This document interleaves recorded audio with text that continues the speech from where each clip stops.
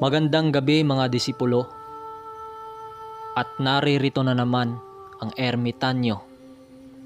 Pero bago ang lahat, huwag nyo sanang kalimutang mag-subscribe sa ating channel. Maawa naman kayo. Ang kwento na ito ay nanggaling sa kaibigan kong si Jero. Kwento din ito ng kanyang kaibigan. Taong 1967, Kanlaon, pero di ko nasasabihin ang tamang lokasyon. Itong mga panahon na ito ay isang habal-habal driver itong si Jero.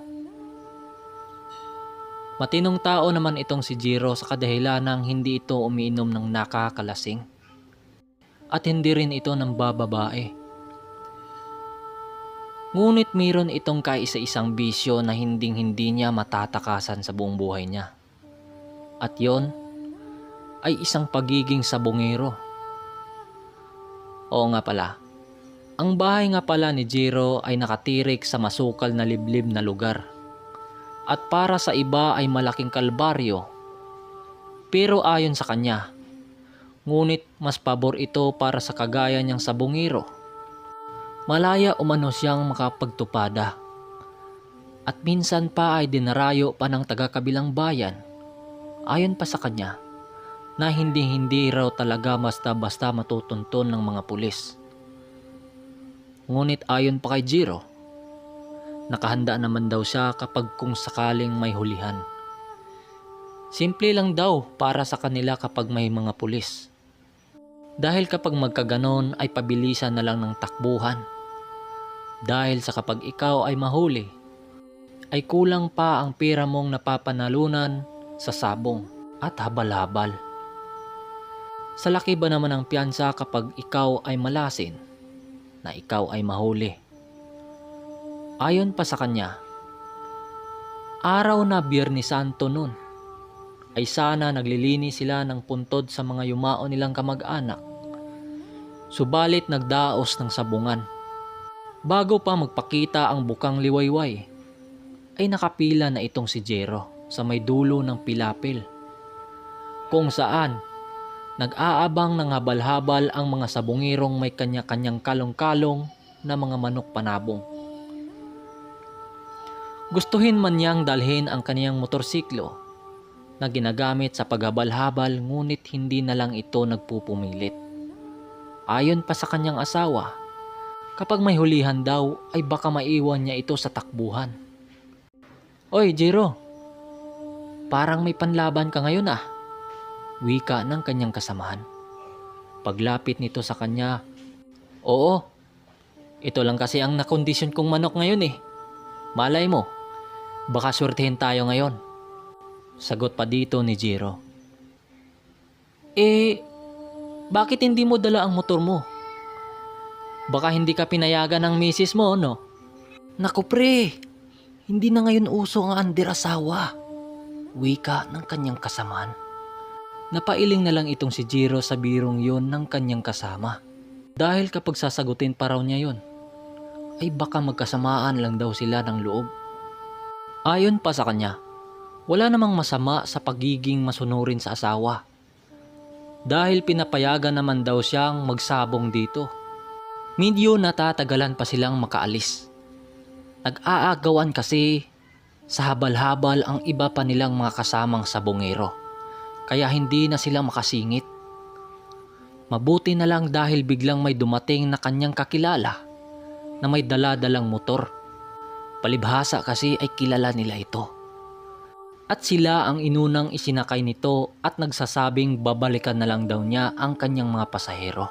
Binabaybay ng motorsiklo ang makitid na daanan, kung saan papunta sa manggahan, kung saan gaganapin ang sabungan. Angkas-angkas silang tatlo na may parihong may daladalang manok panabong. Bukod sa may kalayuan ang dinaanan nila ay masukal din ito.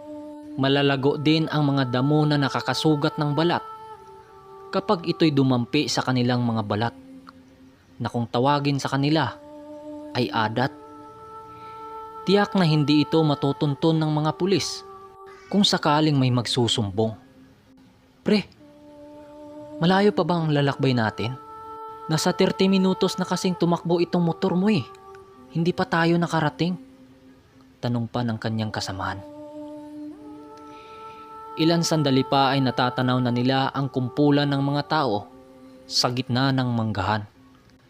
Tiyak na aabuti na naman ng hapon ang tupada sa dami ba namang sabungirong naroroon.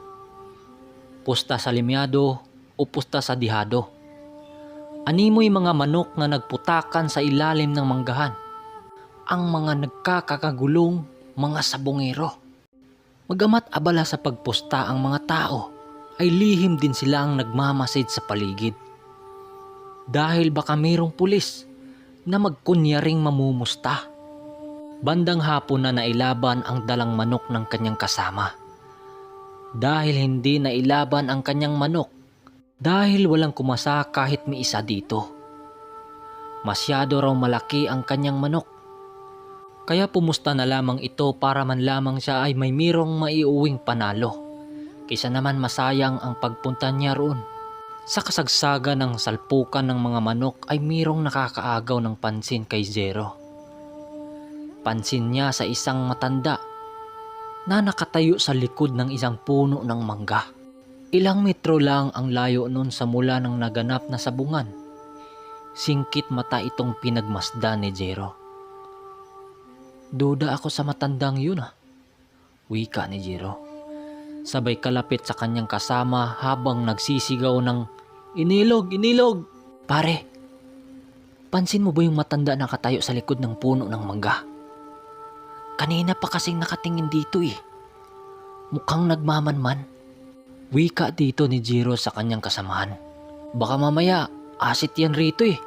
Nilingon naman ito ng kanyang kasamahan at akala niya ay hindi nito papansinin ang kanyang sinabi.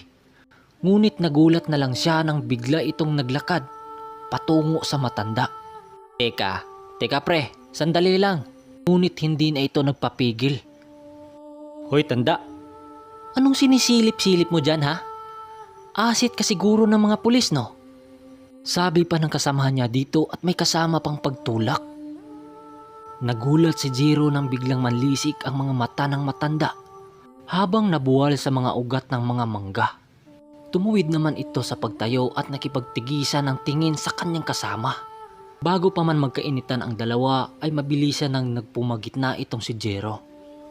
Total siya naman daw ang dahilan kaya nilapitan ito ng kanyang kasama. Kung hindi ka naman pupusta, umalis ka na lang tanda. Baka malasin pa ako sa yung amoy lupa ka eh. Dagdag pa ng kanyang kasamahan. Pre, tama na, bumalik na tayo dun. Nakahinga naman siya ng maluwag nang magpaawat naman ang kanyang kasama. At nakasimangot na bumalik sa pwesto nila kanina. Nang lumingon si Zero sa kanilang pinanggalingan kanina, ay wala na ang matanda ron. Alauna ng hapon nun kasagsagan ng salpukan ng mga manok. Walang tatakbo! Mga pulis kami! Sigaw nila sa mga tao. Kaya biglang kinabahan ang lahat. Sino ba namang gustong magpahuli? Mabilis pa sa 4:00 ang mga sabungirong naroroon. Kabilang na sila Zero. Abot-abot ang kaba niya nang biglang sumunod ang isang pulis sa kanilang pananakbo. Tigil! Wika ng pulis. Ngunit hindi na nagpadala sa takot itong si Zero at patuloy sa pagtakbo.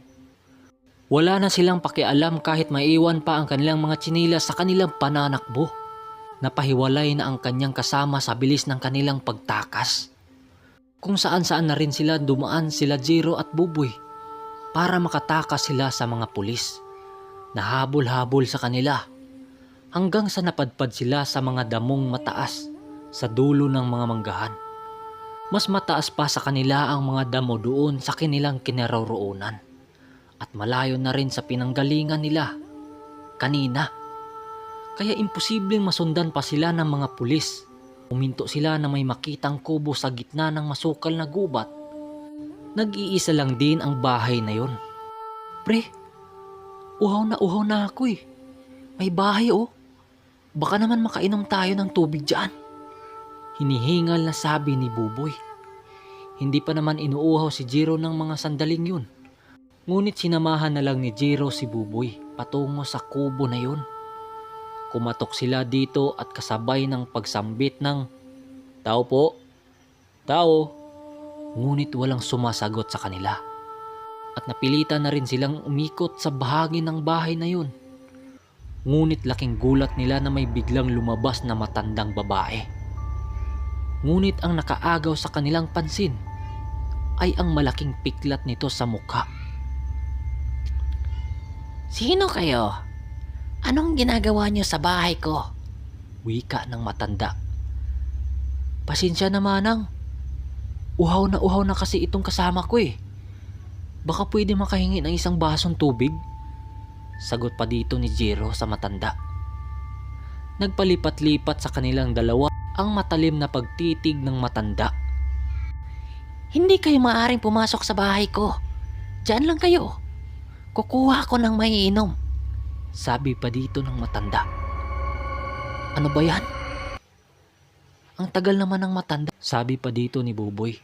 Maya-maya pa ay lumapit na nga ang matanda at inaabot ang isang basong tubig kay Buboy. Pagkatapos ay tumalikod na rin ito at pumasok sa kanyang kubo. Nang lingunin ni Jiro si Buboy ay nangangalahati na ang laman ng baso. Pero bigla siyang natigilan nang may mapansin sa basong iniinuman dahil parang may gumagalaw dito na uod. Ayon pa sa kanya ay sa palagay niya ay ito'y parang maliliit na bulate pero kulay itim. Pare, ngunit hindi na niya maituloy ang kanyang dapat sasabihin dahil ininom na nito ang parang uod na gumagalaw sa baso. Bumighay pa siya nang maubos yun. Bahagya siyang dumura sa kanyang nakita, ngunit wala na siyang magagawa dahil kung sasabihin pa niya yun, baka hindi ito maniniwala. Baka sabihin pang binibiro niya itong si Buboy. Nang matapos ay agad namang binalik ni Buboy ang baso doon at agad nang umalis para hanapin ang pinakamalapit na daan papauwi. Nag-agaw dilim na noon nang bigla silang makarinig ng isang huni na hindi nila mawari kung saang hayop ito nanggaling. Magamat hindi nila ito nakikita, pero ayon pa sa kanya ay nakakakilabot talaga ang ingay na yun. Pare, asa na ba tayo? Pambihira, baka naman mamaya aswangin tayo rito. Wika pa ng kanyang kasama. Nahalatang natatakot din. Noon lang niya naalala ang mga kinikwento ng kanyang asawa tungkol sa mga aswang na pabago-bago ang anyo. Kapag mag-agaw dilim lang daw yun lumalabas para ito'y humanap ng pagkain. Ayon pa sa kanyang asawa, madalas pagala-galang hayop ang binibiktima ng mga aswang na yon. Kilala din sila sa pangalang kaskas na uri ng mga aswang. Ngunit kapag walang hayop ang makikita, ay sariwang dugo ng tao ang kanilang kinakain. Nagkatinginan sila ng kanyang kasama nang biglang humina ang kanilang naririnig. Indikasyon yun na malapit na ito sa kanilang kinaroroonan ang nilalang. Paring Jiro, naririnig mo ba yun? Bilisan na natin, malapit na yan sa atin. Wika pa ng kanyang kasama. Pagkatapos noon ay kumaripas na sila ng takbo habang sa kasagsagan ng kanilang pananakbo.